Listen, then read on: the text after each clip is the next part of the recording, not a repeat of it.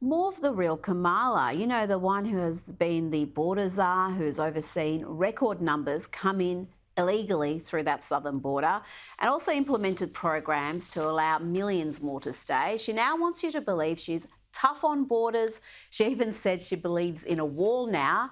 But here she is in 2018 leading a chant calling for an end to deportations. Down with deportation, up with education, down with deportation, up with education, down with deportation, up with education, down with deportation, up with education, down with deportation, up with education, down with deportation. Enough of that, please. Let's cross to Florida now to speak to Newsweek's senior editor-at-large and senior counsel for the Article 3 project, Josh Hammer. Josh, let me guess, she's changed her position on that too, though she tells us she hasn't changed her values. Is anyone still buying this baloney? Well, what are Kamala Harris's values? I'm not sure that she would be able to identify it if she were asked that point blank in an interview. An interview, by the way, which she happens to not be giving because she is still not given a fulsome sit-down interview since she bloodlessly cooed her purported boss, Joe Biden, back in July. You know, Trump has been at times struggling to try to land a go-to nickname for Kamala Harris. He has his trademark nicknames. There was, of course, Little Marco and Lion Ted Cruz in 2016 and all of that. You know, I mean, some people think that it should be Kamala because she's pretty communist leaning, you might say. I think another alternative possibility might be Camellia because she's a chameleon. I mean, she is just a total chameleon. I mean, something that she says in 2018 or 2019, 2020, who knows if she's going to believe it tomorrow, to say nothing about 3 to 4 or 5 years from now. You know, looking at the Electoral College map, I actually was playing around with my map earlier today, kind of doing some different alternative scenarios. It's really going to come down to Pennsylvania. Pennsylvania, in my opinion, is really the #1 battleground state this November. Are the voters in Pennsylvania, when they are informed that Kamala Harris supported a full ban on fracking oil and natural gas as recently as 2020, how are they going to react to that? I mean, she could pretend like she didn't mean it. She could pretend like she holds a different position now. But how are you possibly supposed to believe her, especially when she refuses to sit down for an actual interview with any interviewer across the entire spectrum, even a friendly interview? Now, you mentioned Pennsylvania. Donald Trump's going to be back there. He's going to the site of the first attempt on his life where a bullet nicked his ear after a last millisecond head turn saved his life. It's still incredible to think about. He's going to be holding another rally in Butler, Pennsylvania on October 5. And Democrat Senator for Pennsylvania, John Fetterman, has said there's growing enthusiasm for Trump in the Keystone State. And I never agreed with our approach talking about that he's a convicted felon. It's not going to have any impact on that. It's like, what's left? He's been impeached twice. Now it's been 2 attempted assassinations, one where a bullet actually hit him. There's energy and there's kinds of anger on the ground in Pennsylvania, and people are very committed. And Trump is going to be strong. So much is riding on the critical swing state of Pennsylvania. And I think it's very clever for Trump to return to the scene of that first assassination attempt because the media's tried to memory hole that whole incident. Yes. So first of all, a brilliant move by Donald Trump, utterly brilliant to return to Butler, Pennsylvania. He actually was in Pennsylvania over the past 24 hours as well, in Indiana, Pennsylvania, a town called Indiana, not to be confused with the state. But to go back to the actual scene of when he was literally centimeters at most, probably millimeters away from having his life just taken away from us on the world stage, to go back there in a triumphant return, it is a brilliant political tactic. I mean, this is the kind of tactic that wins Trump all sorts of new converts, new fans there, because they see someone who had the courage to get up there after his brush with death. The angel of death is hovering at that point inches above his head. He gets up there and he has that iconic photo, that historic world iconic photo with the raised fist pump. To go back there, hopefully he imitates that scene. Hopefully he tries his best to recapture that exact scene where he's raising the fist there. It's a brilliant move, but Speaking of John Fetterman, give credit where credit is due. John Fetterman, once again, is one of the more rational Democrats out there, not necessarily a particularly high bar these days.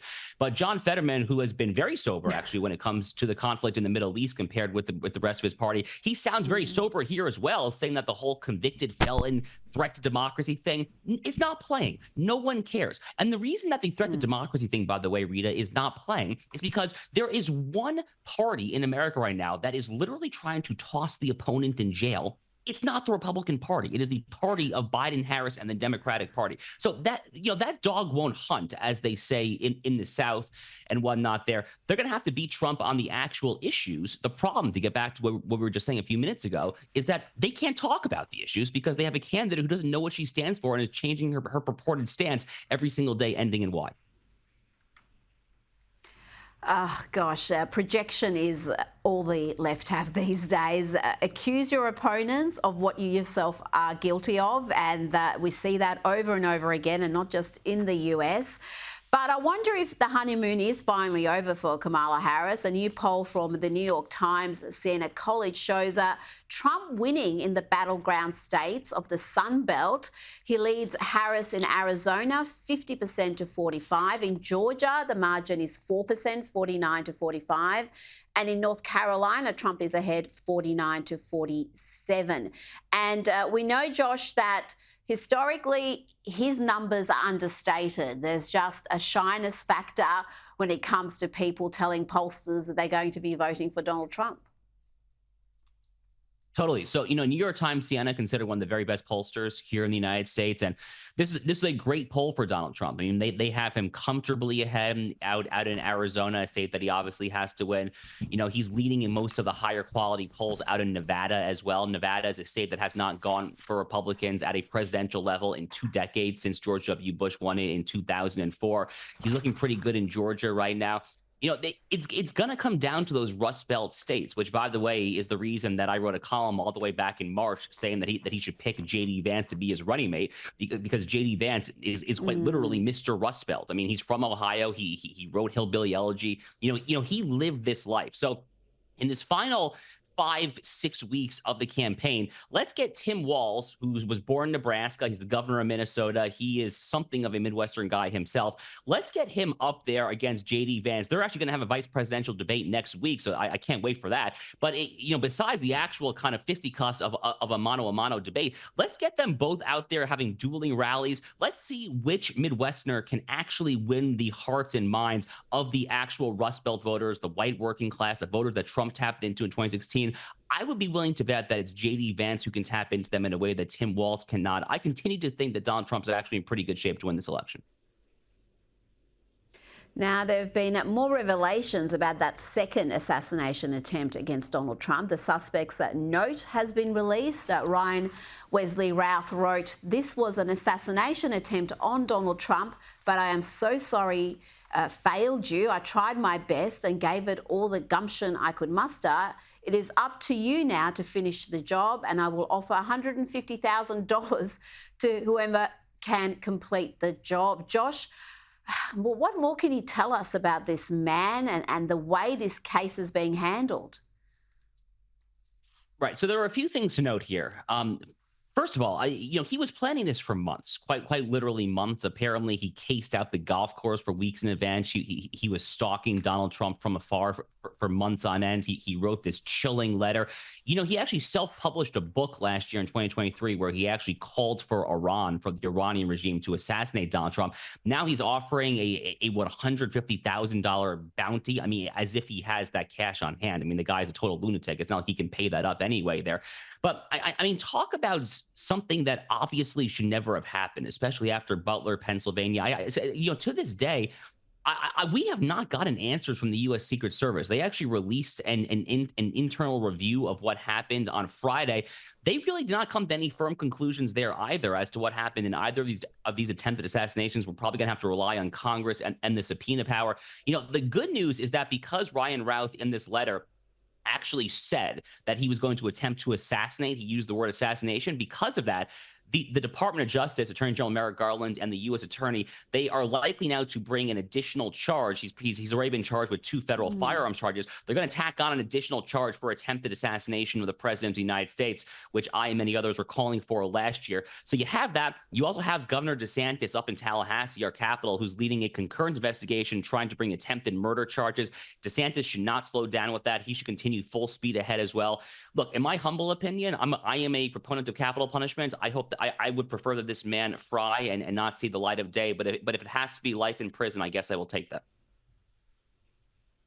There's so many unanswered questions, though, Josh, about where this man got his money from, because he doesn't seem to have any source of real income, but he did extensive travel. He was paying for that. Why didn't he spend any real time in prison? He faced dozens of serious charges, weapons of mass destruction charge. He had a police standoff for hours. There seems to be a lot of unanswered questions with this, as there is with Butler.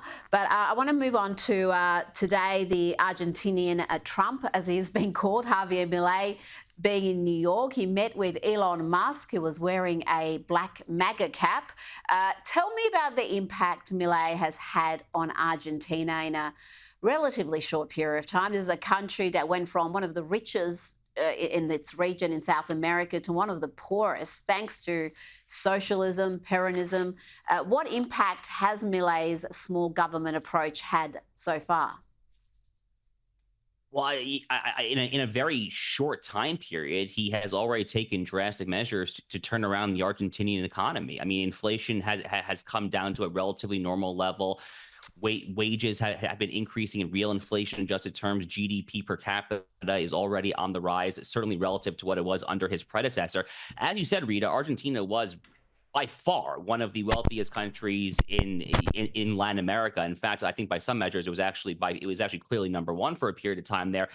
And it became just an absolutely indebted socialist hellhole. And, you know, what he's been able to achieve in a very short time ought to be inspiring to those around the world who would seek to come into power in a system of leftism or totalitarianism and then be given the opportunity to try to turn around. There's a lot of meat on the bone, is what I'm trying to say, in a lot of left-wing governments all throughout the world. The story of Javier Milei and how quickly he's come in and turned this around very quickly, that should give inspiration to those seeking to challenge and depose a lot of these other left-wing socialist rulers, prime ministers, dictators, whatever their title may or may not be, all throughout the world. And also on the global stage, with what he's saying in terms of the pro-Trump rhetoric, he's casting good votes at the United Nations, by the way. Argentina has been an actually rare standout good vote when it comes to especially to Middle East issues. You know, that was not the case under the previous government. And Argentina is a fairly large country. It's a good-sized population. So this is an important story to keep your eye on.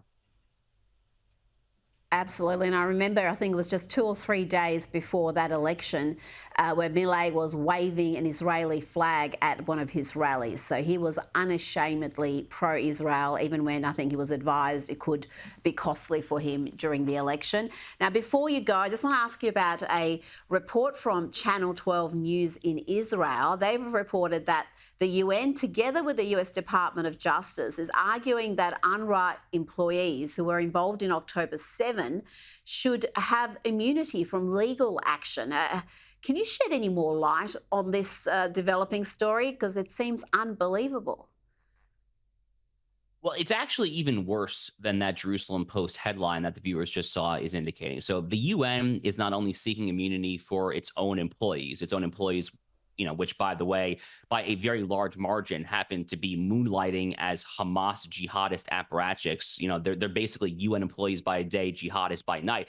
But it's actually worse than that, because the Joe Biden DOJ, I want to repeat this, the Joe Biden DOJ has filed a brief in court agreeing with this argument. The official stance of the United States Department of Justice is that the UNRWA employees who participated in the single largest slaughter of the Jewish people since Hitler and the Nazis were alive deserve immunity from prosecution because they're international employees.